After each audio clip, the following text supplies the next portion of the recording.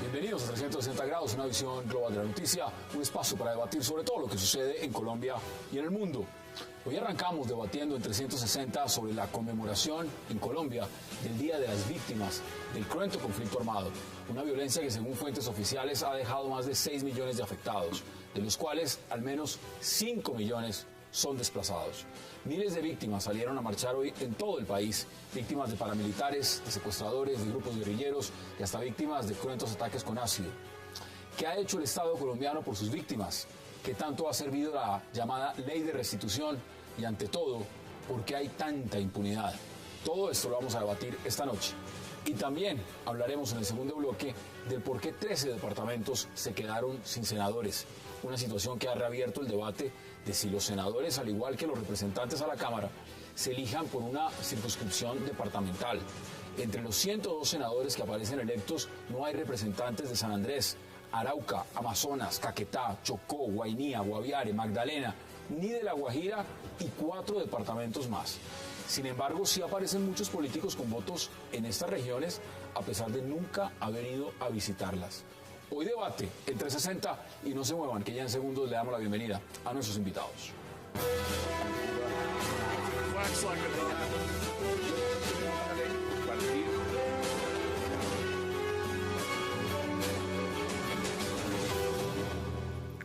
Y qué gusto dar la bienvenida en 360 a Frederic Macé, a Ervin Hoyos y a los congresistas Iván Cepeda y John Sudarsky.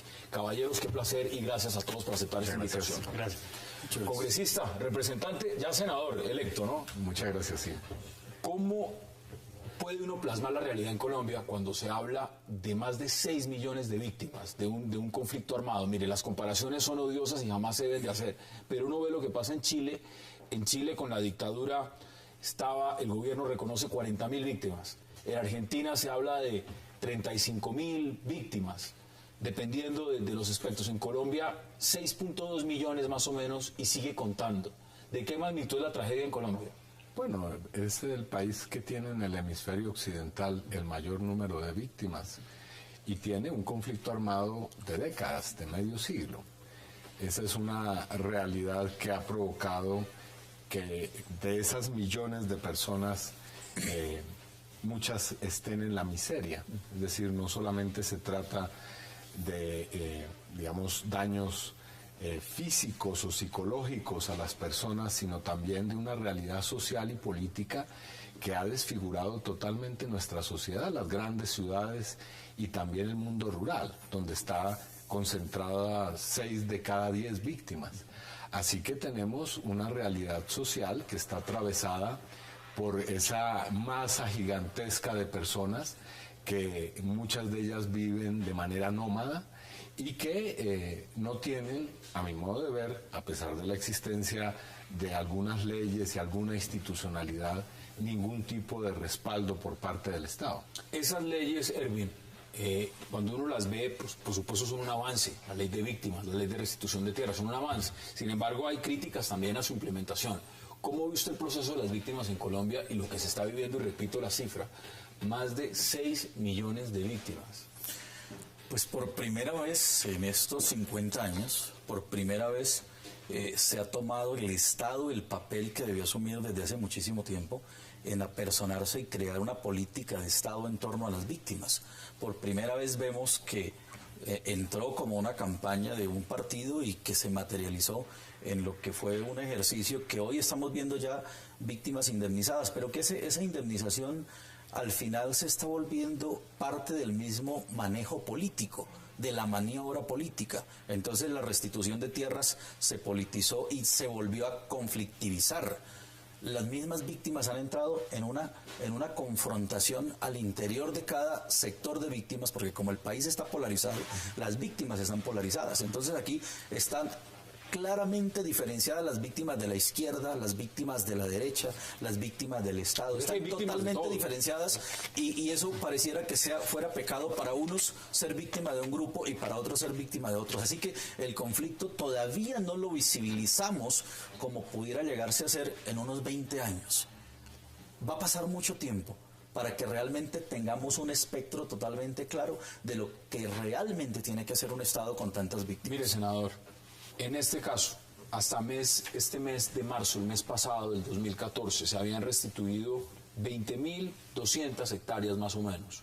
Y estamos hablando de que en el país serían más o menos 6 millones lo que tocaría estar restituyendo. Es un proceso muy lento, sí, muy lento. ¿Cómo ve usted lo que está pasando?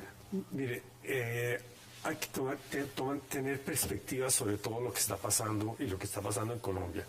El proceso de urbanización normalmente se hace a las malas. Eso nunca sucede, sobre todo cuando hay poblaciones campesinas. En Inglaterra se demoró cerca de 200 años el proceso de urbanización. Aquí lo estamos comprimiendo en 3 generaciones, 75 años. Ya está en buena medida culminando ese proceso. Hoy en día más o menos el 15% de la población es rural y de ese 15% menos de la mitad es campesina. Por eso es que ya, digamos, por el número, el tamaño de la población que queda campesino, soluciones como, por ejemplo, las circunscripciones de paz, de que se habla en el proceso, en el acuerdo de La Habana, pues se vuelven muy viables porque se puede trabajar. Lo que ha debido hacer el Estado y lo que intentó hacer y que no hizo fue el tema de la reforma agraria. Colombia tuvo la opción en los años 60 de hacer una reforma agraria y haber logrado hacer una transformación relativamente razonable. En ninguna parte, como les decía, esto se hace sin violencia, una violencia que en Colombia por el grado de compresión ha sido especialmente notoria. Aquí ha sido una violencia desde la motosierra hasta lo más salvaje. Es un proceso de forzar el proceso de emigración y que nunca se hace en los vanos. Comienza en los 30 con la revolución en marcha y todavía está en ese proceso. Pero, y claro, la mayoría de todos los desplazados son víctimas. 5 millones, según estoy viendo más o menos lo que son los indicadores. Pero porque hay unos criterios de acotarlos a unas fechas y decir más o menos de aquí para atrás nos olvidamos y aquí para adelante pues nos vamos a contar. Ahora, hay un tema que es muy complicado, que es el tema de de cierto grado de revolución de expectativas. El presidente Santos, que tuvo la audacia de meterse en el tema de víctimas y de restitución de tierras, lo dijo desde que vino aquí Ban Ki-moon al comienzo de su gobierno y dijo, no, esto va a ser un proceso que va a tomar 10 años y va a tener que invertir una cantidad de recursos. Ahora, en la última cuenta que hicimos nosotros, a la velocidad que vamos, nos tomaríamos 50 años. 50 no los 10, bien, sino 50 años. Pero imagínese usted algo importante, Frederic, también. Estas leyes ya están, y repito, son un avance, son un gran paso adelante. Pero hay críticos y dicen, llegaron en un momento que no era el propicio. Debieron llegar de pronto después de finalizado y firmado un acuerdo en La Habana, por ejemplo. O implementarlo en este momento es muy complicado. No se sabe exactamente, justamente por el mismo sistema de la implementación, lo complicado que puede ser. ¿Eso es válido, esa crítica, o no lo es? Pues yo creo que no. Yo creo que el hecho de tener víctimas que han sido bastante invisibles durante muchos años hace que había una urgencia de considerar a esas víctimas y de tomar medidas a favor de estas víctimas. Primero, no sabemos cuándo van a firmar un acuerdo de paz. Entonces, si estamos aplazando y diciendo, bueno, vamos a encargarnos, vamos a mirar qué podemos hacer con las víctimas después de la firma de un acuerdo de paz, no sabemos cuándo. Segundo, el tema de las víctimas es un punto de las negociaciones. Entonces no tiene sentido pensar en las víctimas una vez firmado un acuerdo de paz. Y tercero, hay una urgencia también humanitaria. Es que las víctimas no pueden y hay que empezar, y eso sí empezó. Obviamente el universo de víctimas es muy heterogéneo, la tarea es gigantesca, pero yo creo que sí, que el Estado está haciendo cosas un poco insuficientes, sí, pero también hay una contradicción. ¿Qué dicen ustedes? Una contradicción porque algunos critican que el universo de víctimas no es suficiente amplio, que se puso una fecha, pero sin poner fecha la tarea sería aún más gigantesca. Entonces hay que introducir elementos de realismo, y desafortunadamente introducir elementos de realismo se contradice o se choca con algunos elementos más éticos o humanitarios. Ahí hay una cosa importante en lo que señala Freddy, es que justamente la ley de víctimas parte las víctimas en dos. ¿Qué pasa con esas víctimas de los años 60 hacia acá? ahí hay una cantidad de víctimas Ahora casi igual vamos a a las las mismas que tenemos en de este cómo momento. está esto dividido y además de los picos. Y el gobierno va a tener que replantearse, el Congreso y el gobierno, la inclusión de las víctimas, esas víctimas que quedaron por fuera. Aquí hay muchas víctimas del terrorismo, del narcotráfico. ¿Qué pasa con los del avión de Avianca, por ejemplo? Esas víctimas no quedan incluidas en la ley que... Mire, yo creo que sin lugar a dudas aquí hay un reconocimiento. Ahora, el origen de ese reconocimiento podemos discutirlo. No creo que sea obra y gracia de un partido político. Creo que es una lucha histórica de las víctimas. Que como en otras partes, aquí ha habido organizaciones al estilo de las Madres de la Plaza de Mayo que han hecho ese trabajo y que, bueno, sí, en el mundo político se ha tomado en consideración. Ahora, a mí me parece que es una ley que ha sido mezquina con las víctimas.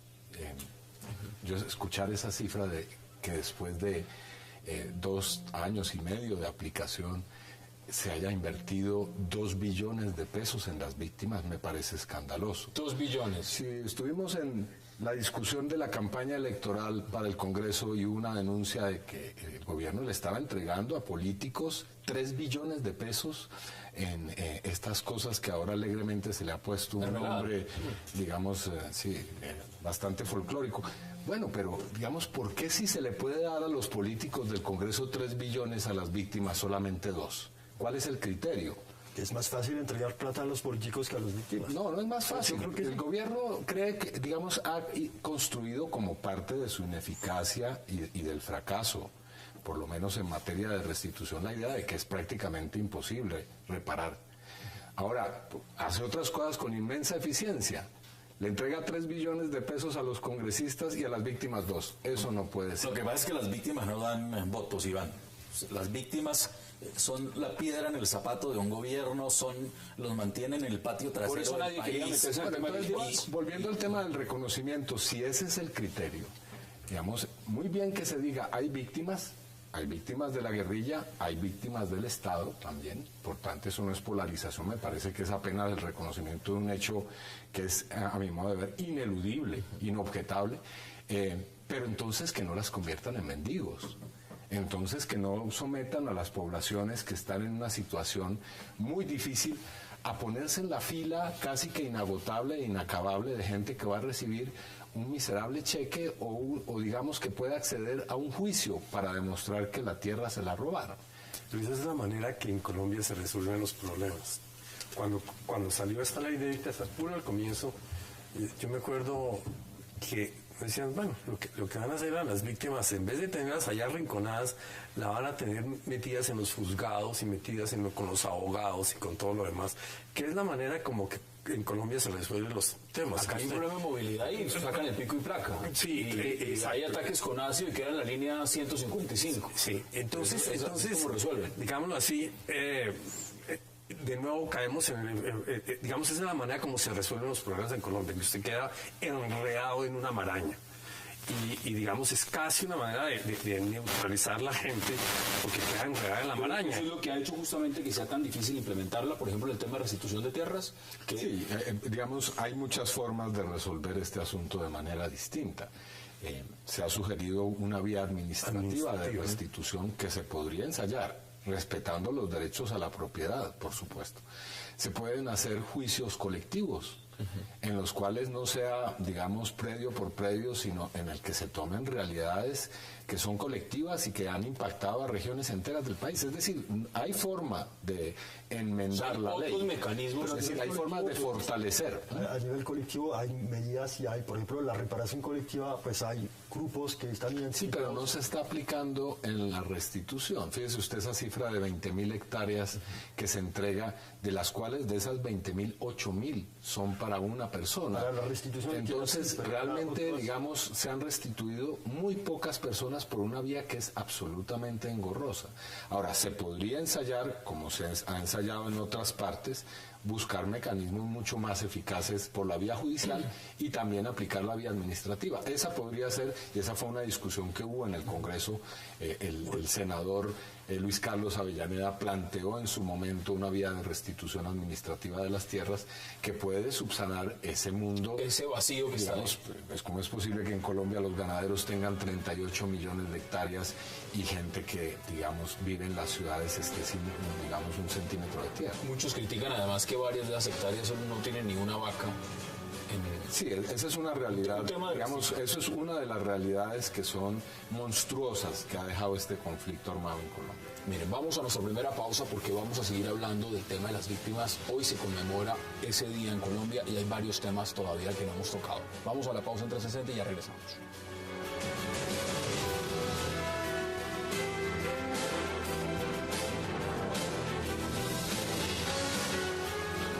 Solidaridad con las víctimas del conflicto armado, el presidente Juan Manuel Santos visitó el call center a donde llegan miles de solicitudes de personas que buscan ser reparadas. El jefe de Estado habló con una de ellas y resaltó el proceso que se ha adelantado hasta el momento. Sin embargo, ha señalado que el sistema no puede reparar a todas las víctimas de inmediato. Son cerca de 6 millones de víctimas. Todas quieren, por supuesto, que le respondan inmediatamente sus anhelos, sus preocupaciones, sus aspiraciones. Sé que el sistema no da abasto, el sistema está diseñado para poco a poco ir satisfaciendo y reparando a todas las víctimas. Asimismo, el presidente Santos exaltó el número de solicitudes de víctimas del conflicto que se atienden diariamente. 700.000 solicitudes que reciben ustedes en un mes. Eso es una cantidad monumental de solicitudes y ya han respondido 14 millones de solicitudes. El mandatario señaló que el llegar a la paz es otra manera de reparar a las víctimas en el país. La mejor forma de ayudar a las víctimas, y esto también no me canso de repetirlo, es lograr la paz, para que precisamente no haya más víctimas. Desde la mañana el presidente Juan Manuel Santos había manifestado que el reparar las víctimas era una forma de cicatrizar las heridas. Regresamos, interesante. Senador, mire lo que pasa, por ejemplo, en el día que se está conmemorando esto. Día de las Víctimas en Colombia, asesinan al señor Jesús Adam Quinto en el Chocó. Eso es lo que pasa acá. El día que normalmente alguien que ha luchado justamente por las personas desplazadas de una comunidad en el Chocó, ese mismo día lo asesinan. Parecer el esquema de seguridad no se aplicó, no funcionó, no llegó, pero realmente el señor está muerto. Y así son muchos los casos. Han lanzado granadas contra vehículos en Tumaco, la violencia sigue. Lo que está pasando en La Habana, pues evidentemente muchos se preguntaban en un inicio si el tema de las víctimas va a tratarse al final, en qué momento se va a tratar, porque son los temas puntuales más importantes del acuerdo. ¿Cómo ve usted ese elemento? Porque es también uno de los puntos fundamentales dentro de lo que significa el macro de cómo se puede resolver la situación de las víctimas en Colombia. No, eso va a tomar mucho tiempo, van a quedarse mucha gente por fuera, pero el problema, yo creo, fundamental es que no se sigan generando. No se sigan generando, y eso está muy enmarcado dentro del proceso de paz, de lo que está negociando en La Habana y lo que venga en el posconflicto. Porque las causas originales de la violencia y los actores de la violencia están igual de vivos. Mientras usted está hablando, yo le voy a pedir a producción que nos vuelva a poner un gráfico que nos puso al inicio para que lo podamos analizar. Es muy interesante ver ese gráfico que nos muestra un pico por lo menos en los tiempos de lapsos. Voy a tratar de describírselos a ustedes acá, los televidentes lo ven mucho más ampliado. Lo que nos muestra este gráfico es el número, por lo menos la cantidad, el número de víctimas por año, desde un periodo, desde 1985 al 2014. Y ese pico, el punto más alto que vemos ahí, es en el año 2001-2002. Si uno empieza a bajar, se da más o menos cuenta el proceso del Caguán. Estamos viviendo el proceso del Caguán en ese momento. Luego viene todo el proceso de paramilitar, por supuesto, que viene marcando altísimo. Y vemos ese proceso. Y hay que darse cuenta que en Colombia, seguridad democrática. Claro, y hay que darse cuenta que aquí en Colombia hay víctimas de la guerrilla, hay víctimas de los paramilitares, hay víctimas del Estado, a hoy en día de bandas criminales. Es decir, el panorama es muy complicado. ¿Se resuelve esto con un proceso de paz, Frederic? Firmando la paz, evidentemente es un avance muy grande, pero ¿se puede realmente resarcir el daño tan grande que se ha hecho? Pues yo creo que se resuelve en parte, pero no se resuelve todo. O sea, obviamente el mejor futuro para las víctimas actuales y de pronto futuras también es un proceso de paz, es un acuerdo de paz. Pero un acuerdo de paz en sí no resuelve todos los problemas de las víctimas. Es lo que están diciendo, que no se podrían quedar por fuera, y el tema de la implementación. Pero mira, el asesinato hoy del líder en Urabá, no, en Turbo, ¿sí? En Chocó. Sí, así es. En Turbo. Yo creo que muestra la dificultad, o sea, es fácil de criticar el Estado, y yo creo que hay críticas que están un poco injustificadas o injustas, y otras que no he escuchado tanto. ¿Cuáles son las que me parecen un poco injustas? O sea, precisamente estamos tratando, o el Estado está tratando de reparar a las víctimas en medio de un conflicto, y eso no es fácil, ¿sí? Entonces asesinan a líderes. A veces hay problemas de seguridad que no facilitan el retorno, no se puede retornar a la población porque no están las condiciones de seguridad, a veces hay problemas jurídicos, a veces hay otro tipo de problemas. Entonces yo creo que hay una cantidad de problemas que dificultan la implementación de las medidas que están adoptadas. Ahora, el problema también, y yo creo que la crítica que no se escucha tanto, es que adentro del mismo Estado hay algunas mecánicas que dificultan la implementación de esas, o sea, problemas internos, burocráticos entre algunas entidades o dentro de las entidades que dificultan. Pero la parte esencial de la dificultad del Estado tiene que ver con que el Estado no está capturado por los políticos, los puestos de restitución, cada uno de ellos, uno que piensa que son unas personas profesionales, no, todos son fichas que se entregan. Entonces, la capacidad del gobierno de movilizar el Estado para esto ha sido entregada completamente a los políticos, y los políticos trabajan para sus intereses, no para los intereses de... los funcionarios de la unidad de víctimas no son políticos. Yo vuelvo a la pregunta inicial, es decir, por supuesto que hay que acabar con el conflicto armado. Claro. Decíamos, una sociedad que tiene medio siglo de conflicto y sigue produciendo víctimas, obviamente en algún momento debe primar la sensatez. Y fíjese usted que en ese gráfico que nos estaban mostrando, en los dos gobiernos que, digamos, promovieron la idea de que la vía militar era mediante la cual se iba a acabar con el conflicto, dejaron semejante baño de sangre en Colombia desde el año 2001-2002. El presidente Uribe recibió el país con 2 millones de desplazados y nos lo entregó con 4 millones de desplazados, es decir, duplicó el número de desplazados.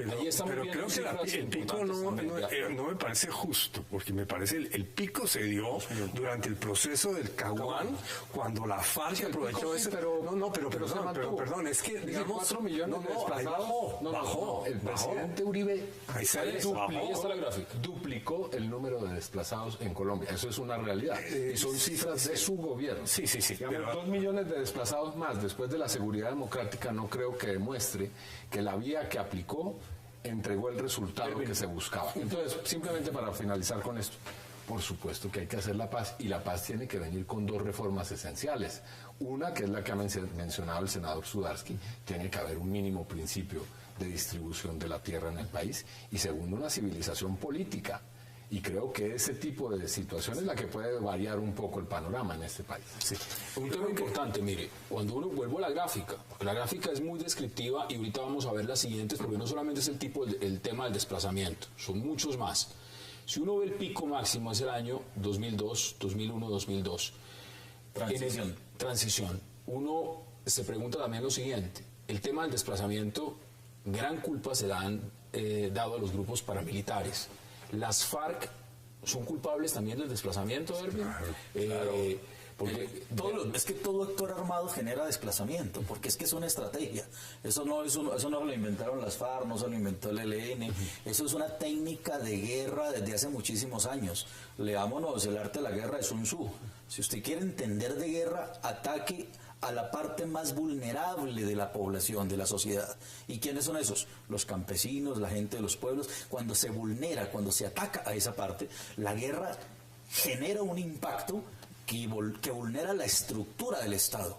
Entonces, un grupo armado, para ganar la guerra, debilita más al Estado cuando ataca a la población civil. Y esa es una estrategia, eso no se lo inventaron ellos, eso ya está escrito y lo han puesto en práctica en Colombia. Mire, la prueba de esto es que para esa época, cuando vemos ese pico, había en poder o con influencia directa de la guerrilla en Colombia 425 municipios en donde no había presencia de la policía, no había presencia de Estado. No había presencia de Estado. ¿Y qué hubiera pasado con el pico si no entra la estrategia de Uribe? Porque ese era el temor. En un momento dado, el famoso tema de que usted no podía salir de Bogotá y que aún en Bogotá se sentían... Entonces eso, lo que se vio, ese pico, quién sabe dónde hubiera llegado, ¿no? Le voy a dar datos pero no, importantes. digamos, pongámonos de acuerdo en esto. Sí. Los dos gobiernos del expresidente Uribe fueron gobiernos donde hubo amplias violaciones de derechos humanos. Claro. Y aparecieron nuevas formas de violaciones de derechos humanos que la sociedad colombiana no conocía. Ahora, ¿por qué es así? Porque precisamente la fórmula que se aplicó es: vamos a arrasar, vamos a acabar con el enemigo, no importa qué métodos vamos a utilizar.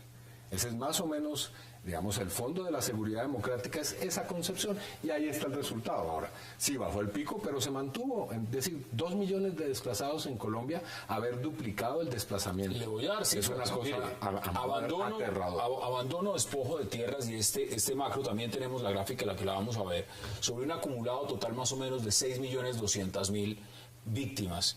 Por abandono y despojo de tierras, 7.169.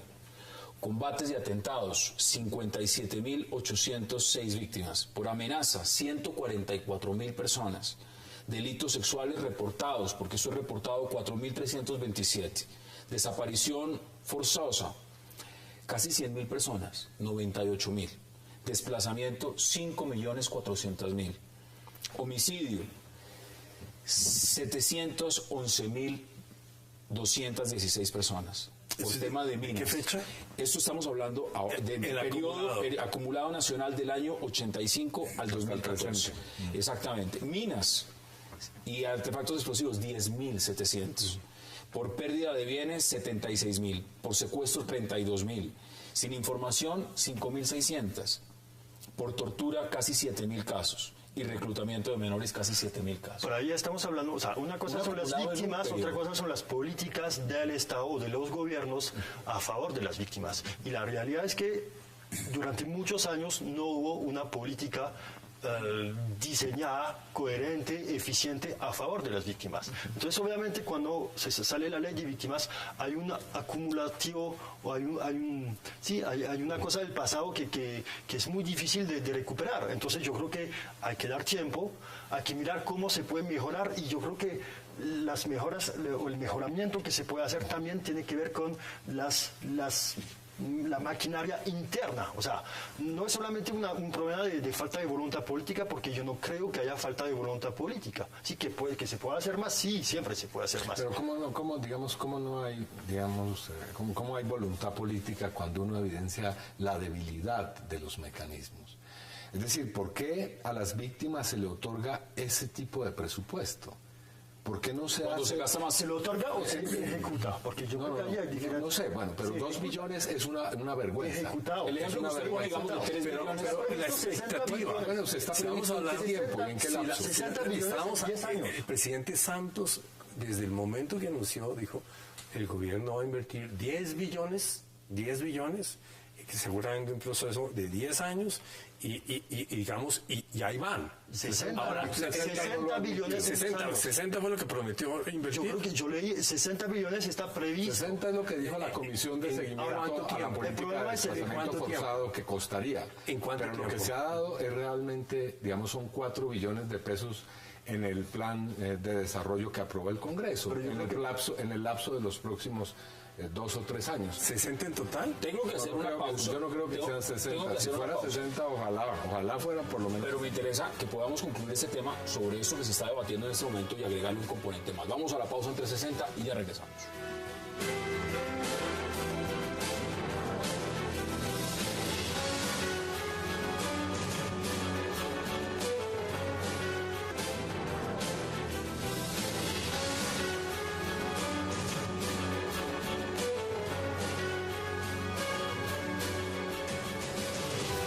Regresamos 360, conmemorando el Día de las Víctimas en Colombia.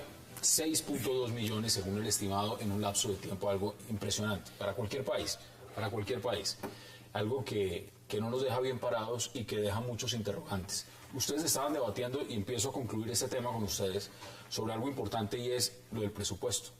Si son 60 billones, si se fueron 2, si son más, y sobre el tiempo realmente si esa cantidad de dinero en un lapso de tiempo puede llegar a solucionar o solventar el problema en algo. Usted decía... No, es decir, el presupuesto es lamentable. Lo que está en el Plan Nacional de Desarrollo es realmente mezquino para las víctimas. Pero digo, en ese campo es donde tal vez le va mejor al gobierno, en el de la reparación administrativa. El problema más grave radica en la restitución de tierras. Es allí donde la ley va a fracasar estruendosamente. ¿Cómo está concebida en este momento? Como está concebida si no hay una modificación de sus mecanismos. Y yo creo que es posible pensar esos mecanismos sin afectar y sin incurrir en arbitrariedades contra eventuales propietarios de buena fe, ¿no? Deme sus conclusiones. Es claro que en Colombia el poder está ostentado en la tenencia de la tierra. Y el poder es el que llega finalmente al poder político. Ese poder económico es el que ostenta el poder político. No se ha podido hacer una reforma en Colombia porque los mismos congresistas no se van a hacer el harakiri cuando hayan estado los más grandes terratenientes del país en la historia. Entonces va a ser muy difícil que ellos lo admitan. Va a ser muy difícil que ellos acepten que esas tenencias de tierras van a un día a caer en manos de personas que nunca la han tenido, y ellos ceder eso. O sea, aquí hay un problema de cesión de poder. Y el poder político no está dispuesto a cederlo. ¿Cuál es la cantidad de tierra? Porque es un dato interesante. ¿Puede tener alguien en Colombia? Bueno, primero asunto que no tenemos un censo. No hay un censo que nos pueda decir quién tiene qué, pero hay informaciones sobre, por ejemplo, el señor Víctor Carranza, que se decía tenía 1 millón de hectáreas, o de otros señores en la costa atlántica que han llegado a tener 500.000, 400.000 hectáreas, lo cual es realmente una cantidad. Es decir, es como ser dueño de comarcas, de países enteros, de pequeños países en Centroamérica. Mire, hay un dato especial. El 13%, ojo, el 13% de la población en Colombia es dueña del 78% de la tierra productiva. El 13%, dueño del 78% de la tierra productiva. Y hay un punto que hay que entender, porque nosotros seguimos pensando ruralmente cuando el país es urbano. Ese país es urbano y los problemas de seguridad uno puede tenerlos, digamos, en el campo, en todo lo demás, pero digamos, problemas de seguridad graves, Cali. ¿No? Cali, digamos, el tema. Entonces, yo creo que el tema de seguridad, de falta de criminalización, violencia, todo lo demás, tiene focos urbanos fuertísimos, gigantescos. Ahora, como todos, digamos, tenemos un abuelo campesino, o un papá campesino, o todavía todo el mundo sigue pensando, pero era Gustavo Petro que decía... 1 metro cuadrado de oficinas en Bogotá vale lo mismo que como 10 hectáreas en los llanos. En una época. Se encuentra 1 metro cuadrado en Bogotá, para los que nos ven en señal internacional, si lo ponemos en dólares, es al mismo precio de estar en Quinta Manzana, en Quinta Avenida de Nueva York. Pero entonces, la oportunidad interesante que ahora es que con un nivel de población relativamente bajo, estamos hablando seguramente de 7,5 millones de habitantes del campo y la mitad campesinos, usted podría realmente ahora sí dedicarse a que aquellas personas que escojan un estilo de vida campesino puedan sobrevivir con tecnología y todo lo demás, y por eso es tan esperanzador las ideas que se están negociando en La Habana, porque usted va a poder tener esas circuncepciones de paz y entonces, digamos, 3 o 4 millones de colombianos vivirían en el campo tranquilos produciendo. Hay la tierra para distribuir ahora. La tierra, pero el problema no es la tierra, no es el elemento de la tierra, sino la capacidad de ponerla a producir. Por supuesto. Y en eso hay enormes dificultades, y sobre todo, para mí la fundamental es que quien administra la relación con el campo son los victimarios del campo. ¿Cuáles son sus conclusiones? No, yo creo que en cualquier... Frente a lo que está diciendo aquí el senador Suárez. En cualquier proceso de paz, cuando uno habla de redistribución de tierras, hay diferentes enfoques. Y el problema es que esos enfoques chocan. Uno lo puede mirar desde un punto de vista sociológico o social. Vamos a redistribuir la tierra porque es un derecho de las víctimas que tienen que tener las tierras. Y uno lo puede mirar desde un punto de vista o un enfoque económico, que es el siguiente. El problema no es tanto de redistribuir las tierras, sino de que las tierras que se redistribuyen puedan producir y que la gente pueda vivir. Y muchas veces, en muchos procesos de paz, se ha mirado o por un lado o por otro lado y ha sido muy difícil combinar ambos enfoques. Bueno, esas son las posiciones. Vamos a cambiar de tema. Para cambiar de tema, quiero que veamos estas declaraciones. 12 departamentos en Colombia no tendrán en el próximo cuatrenio presencia en el Senado. Si la nueva congresista electa Rosemary Martínez no hubiese tenido votos en el resto del país, los tolimenses se hubieran quedado sin representación en esa corporación. Bueno, ese es un panorama en Colombia. Si hay alguien que ha estado trabajando, estudioso en el tema del sistema electoral, de cómo se eligen los políticos en Colombia, ha sido usted. Y usted ha lanzado su propuesta. Se explica que en Colombia tengamos en este momento departamentos que no tengan senadores. Se debería volver, como lo ha planteado en algún momento el hoy aspirante a la vicepresidencia en la fórmula con Juan Manuel Santos, Germán Vargas Lleras, de decir hay que volver de pronto a pensar en que el Senado sea departamental. Mire, es el problema que plantean de que haya departamentos que no tienen senador es uno, pero por otro lado hay el otro problema, que es que la región del país, que tiene más o menos el 5-7% de la población, sacó el 20-30% del Senado. Este problema, ese problema es el problema de la proporcionalidad entre población y curules. Y el otro problema, el que haya departamentos que no tienen quien los represente, es el tema de la representación. Entonces es muy fácil para salir y decir que tenemos que volver al tema departamental, olvidándose que la circunscripción nacional se creó precisamente para que los partidos minoritarios y los líderes de opinión tuvieran un espacio, y la propuesta lo que va a hacer es volver a un sistema bipartidista donde, digamos... Es muy fácil comprar las curules si se vuelve a ese sistema. Pero sobre todo, lo que hay que entender es que usted, si va a resolver el problema de fondo de la relación entre la sociedad, la política y el Estado, tiene que resolver los problemas de representación, o sea, que la población tenga quien lo represente, y por otro lado el tema de proporcionalidad, que es asegurarse que haya una proporción entre el número de habitantes de un territorio y las curules que salgan.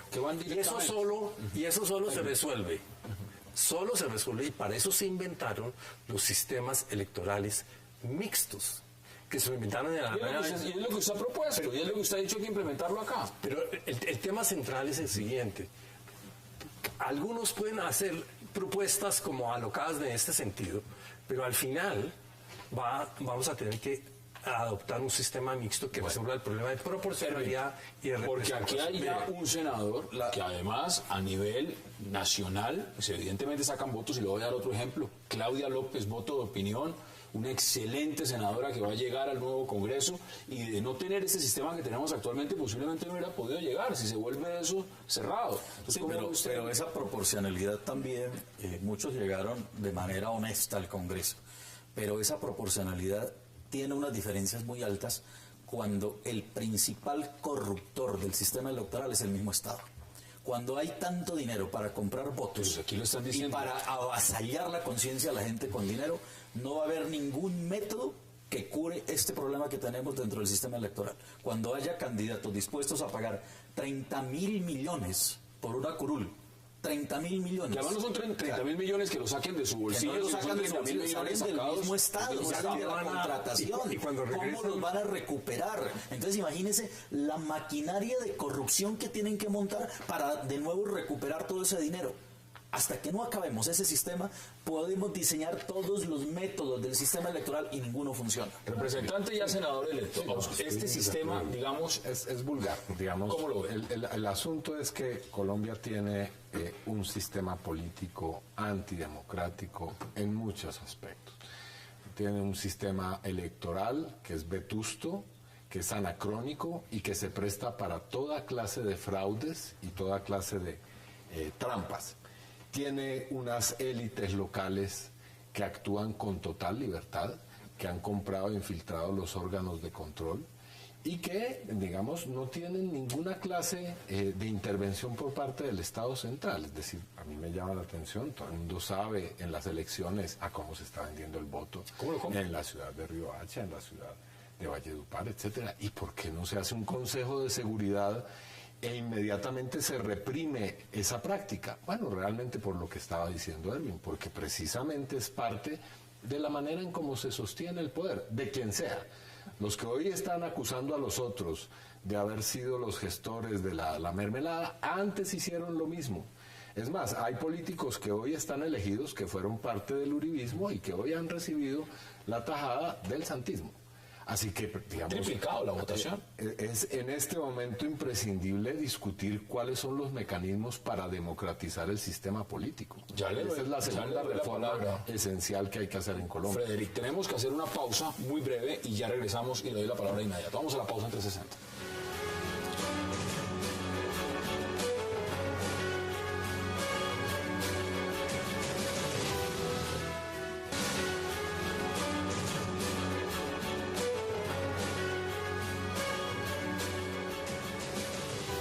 Frederic, volviendo a este tema, algunos se preguntan, bueno, si hay departamentos que no tienen senadores, ¿quién entonces va a gestionar por esos departamentos? Entonces, lo más fácil es decir por los representantes de la Cámara, los concejales, las asambleas, los alcaldes y los demás tendrán que hacerlo.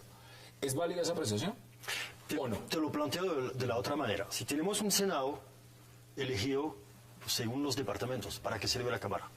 O sea, tendríamos dos instituciones que van a hacer lo mismo. Entonces, ¿para qué sirve lo uno si tiene el otro? O si no, eso significa un cambio de sistema político a un sistema unicameral. Pero entonces yo creo que no lo han propuesto además. Sí, pero yo no entiendo muy bien el fin de esta propuesta. Porque además, efectivamente, el problema no es tanto el sistema, sino la corrupción. Y cambiando de sistema no vamos a cambiar o no vamos a resolver los problemas de la corrupción.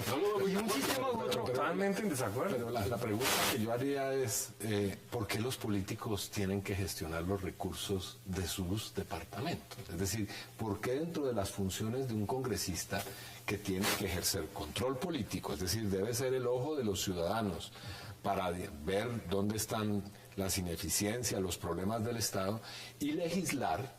¿Por qué eso se tiene que convertir en una especie de vector en donde se invierte? Esa es una función que yo creo debería ser estrictamente prohibida a los congresistas. El congresista no es un tramitador de recursos, porque en ese trámite termina siendo, digamos, parte del poder que es corruptor en sí mismo. ¿Qué dice usted? Mire, el tema que hay que resolver es que los ciudadanos sepan quién es su representante y lo puedan llamar a cuentas. Si hay ese mecanismo, digamos, el tema de la mermelada podría ser totalmente legítimo. Si el señor Musa va y gestiona no sé cuántos miles de millones y los ciudadanos de su territorio consideran que eso es lo que ellos querían. Porque lo que sucede muy a menudo es que le hacen una obra que no es lo que querían. Alguien me decía que la plata de las regalías en Barranquilla están dedicadas para el puerto y no para lo que la gente quiere, que necesitan salud, educación, no sé qué y tal y tal. Entonces, hay que darle la vuelta a esto y es que es legítimo. Y es legítimo en todas partes del mundo que un senador y un representante busque beneficiar a la población que representa. Pero si él no sabe quién representa, ni esa población lo llama a cuentas, entonces... Le doy un ejemplo. En Estados Unidos, cualquier estado, en un condado, usted va y vota por uno específico y representa ese... Distrito electoral. Distrito electoral, representa esa población. Sí. ¿Y es más efectivo ese sistema entonces? es más efectivo en el sentido que la gente sabe quién lo representa y lo puede llamar a cuenta. Y lo puede castigar en las siguientes elecciones. Claro. Directamente, si usted no cumplió. Pero tiene los problemas de que son sistemas que se tornan bipartidistas, porque en cada uno de esos territorios ganan los dos partidos que existen. ¿Qué es lo que pasaría con el Senado de esa forma? ¿En qué parte de la ley quinta dice que el congresista tiene entre sus funciones ser un gestor de recursos públicos? Eso no está consignado. La función del congresista es legislar, hacer control político y hacer control público. Para eso han sido elegidos o hemos sido elegidos los congresistas, no para estar detrás de los ministros de presupuesto, ¿no? Y decirles, bueno, cuánto nos va a tocar aquí y cuánto me toca a mí y cómo se lo voy a entregar yo a la gente que me va a garantizar mi reelección. Ese es el problema. Yo estoy de acuerdo. Ahí el tema está, hay que verle la bisagra al problema y está justamente en la asignación del recurso. Cuando el congresista se mete en la repartición del dinero que no le corresponde, como lo señala Iván, no le corresponde. Es que eso tiene que haber un Estado contratante.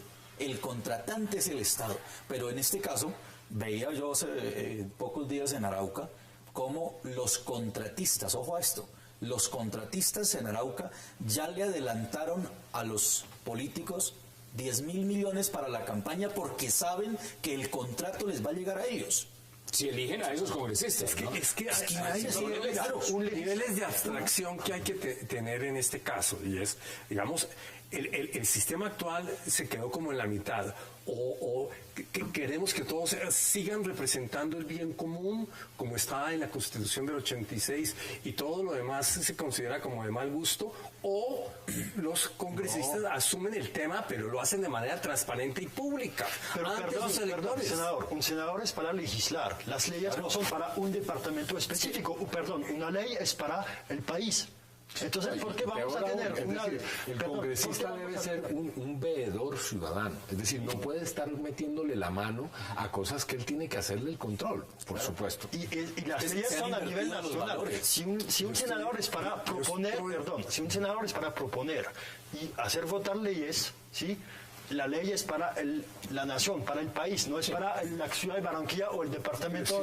Pero si y hay una cámara de representantes. Si usted representa clara y públicamente 800.000 personas de un territorio. Usted trabaja para esos 800.000. Le trabaja para ellos, tiene que rendirle cuentas y cada vez que él tome una decisión sabe que lo van a estar observando y le van a decir, eso que está haciendo es a favor. ¿Por qué no lo pueden hacer a nivel nacional? Sí, un senador representa 800.000 votos del país y del país lo está mirando y mirando lo que no va a hacer. Está diseñado para que sepa, los ciudadanos no saben ni siquiera quién eligen. Los ciudadanos no pueden identificar. Así que no saben si yo voto por tal, yo sé. Las estadísticas que tenemos nosotros de que la gente no sabe. El tarjetón está diseñado para que usted vote y al final no sepa qué salió. Entonces comemos el tarjetón, pero no todo el sistema. Todo el sistema. Es que el problema es que la gente quiere que... Eso fue lo que hizo el registrador. Cambiar el tarjetón y el número, la abstención, el número de votos anulados, el número de votos no marcados fue exactamente igual. Estoy de acuerdo que hay un problema, pero la solución no me parece. Yo creo que aquí lo que hay que cambiar es el modelo de un Estado corruptor. El Estado es el que le paga a ese senador que le compra la idea para crearle una bancada, le da un dinero representado en contratos en donde de ahí salen todas las comisiones. Eso ha tenido distintos nombres, auxilio. Claro, eso ha tenido todos los nombres. El día que se cambie esa figura, que un senador no le tenga por qué meter la mano al presupuesto y que se encargue de ejecutar y de legislar, ese día se cambia ese sistema. De lo contrario, vamos a seguir en la misma. ¿Cuáles son sus conclusiones? Porque le voy a dar más o menos este dato que lo di al inicio, pero es importante tenerlo claro. De los 102 senadores que aparecen electos, no hay representantes hoy, senadores, ni por San Andrés, ni por Arauca, ni por Amazonas, ni por Caquetá, ni por Chocó, ni por Guainía, ni por Guaviare, Putumayo, Quindío, Vaupés, Bichada, Magdalena, ni La Guajira. ¿Cuáles son sus conclusiones?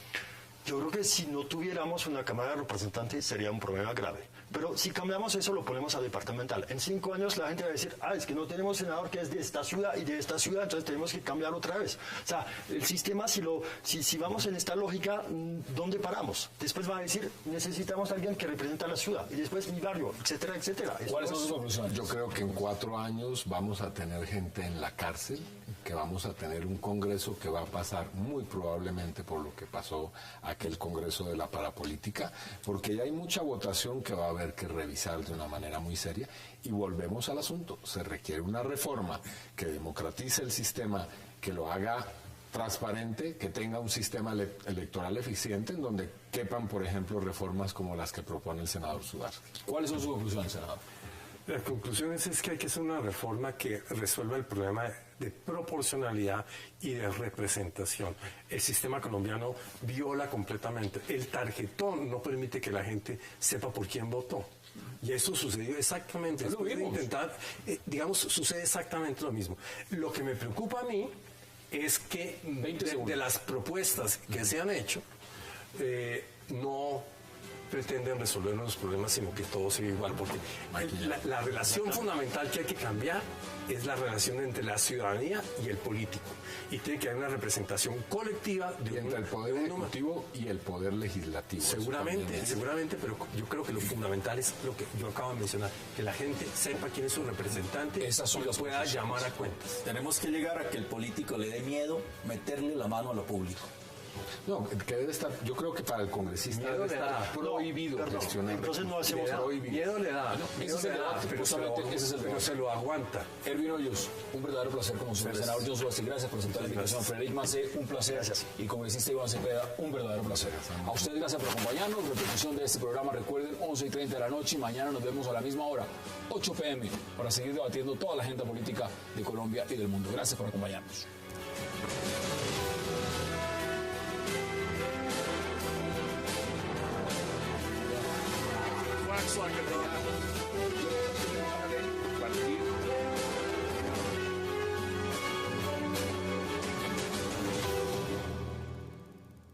Y 4 departamentos más. Sin embargo, sí aparecen muchos políticos con votos en estas regiones, a pesar de nunca haber ido a visitarlas. Hoy debate en 360, y no se muevan, que ya en segundos le damos la bienvenida a nuestros invitados.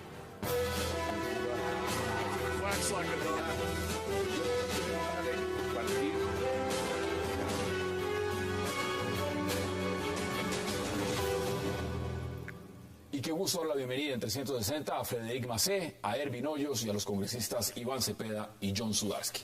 Caballeros, qué placer y gracias a todos por aceptar esta invitación. Gracias. Congresista, representante, ya senador electo, ¿no? Muchas gracias, sí. ¿Cómo puede uno plasmar la realidad en Colombia cuando se habla de más de 6 millones de víctimas de un conflicto armado? Mire, las comparaciones son odiosas y jamás se deben de hacer, pero uno ve lo que pasa en Chile. En Chile, con la dictadura, el gobierno reconoce 40.000 víctimas. En Argentina se habla de 35.000 víctimas, dependiendo de los aspectos. En Colombia, 6.2 millones más o menos, y sigue contando. ¿De qué magnitud es la tragedia en Colombia? Bueno, es el país que tiene en el hemisferio occidental el mayor número de víctimas y tiene un conflicto armado de décadas. 20.200 hectáreas más o menos. Y estamos hablando de que en el país serían más o menos 6 millones lo que tocaría estar restituyendo. Es un proceso muy lento, muy lento. ¿Cómo ve usted lo que está pasando? Mire, hay que tener perspectiva sobre todo lo que está pasando y lo que está pasando en Colombia. El proceso de urbanización normalmente se hace a las malas. Eso nunca sucede, sobre todo cuando hay poblaciones campesinas. En Inglaterra se demoró cerca de 200 años el proceso de urbanización. Aquí lo estamos comprimiendo en 3 generaciones, 75 años. Ya está en buena medida culminando ese proceso. Hoy en día más o menos el 15% de la población es rural y de ese 15% menos de la mitad es campesina.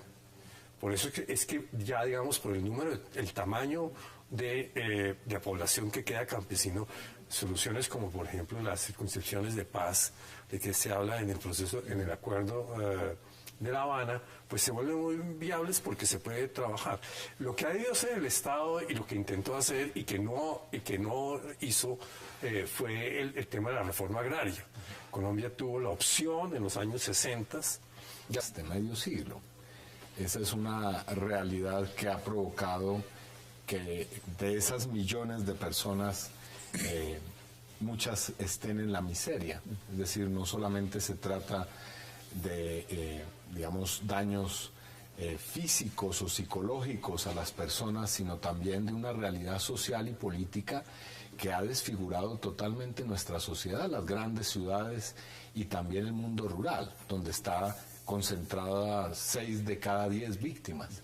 Así que tenemos una realidad social que está atravesada por esa masa gigantesca de personas que muchas de ellas viven de manera nómada y que no tienen, a mi modo de ver, a pesar de la existencia de algunas leyes y alguna institucionalidad, ningún tipo de respaldo por parte del Estado. Esas leyes, Erwin, cuando uno las ve, pues, por supuesto son un avance. La ley de víctimas, la ley de restitución de tierras son un avance. Sin embargo, hay críticas también a su implementación.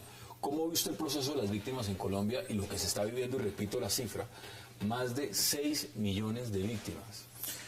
Pues por primera vez en estos 50 años, por primera vez se ha tomado...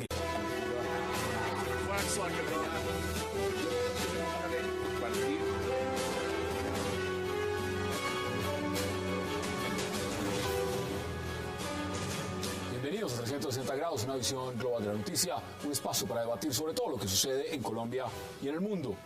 Hoy arrancamos debatiendo en 360 sobre la conmemoración en Colombia del Día de las Víctimas del cruento conflicto armado, una violencia que según fuentes oficiales ha dejado más de 6 millones de afectados, de los cuales al menos 5 millones son desplazados. Miles de víctimas salieron a marchar hoy en todo el país, víctimas de paramilitares, de secuestradores, de grupos guerrilleros y hasta víctimas de cruentos ataques con ácido. ¿Qué ha hecho el Estado colombiano por sus víctimas? ¿Qué tanto ha servido la llamada ley de restitución? Y ante todo, ¿por qué hay tanta impunidad? Todo esto lo vamos a debatir esta noche. Y también hablaremos en el segundo bloque del por qué 13 departamentos se quedaron sin senadores. Una situación que ha reabierto el debate de si los senadores, al igual que los representantes a la Cámara, se elijan por una circunscripción departamental. Entre los 102 senadores que aparecen electos no hay representantes de San Andrés, Arauca, Amazonas, Caquetá, Chocó, Guainía, Guaviare, Magdalena, ni de La Guajira. El Estado, el papel que debió asumir desde hace muchísimo tiempo en apersonarse y crear una política de Estado en torno a las víctimas.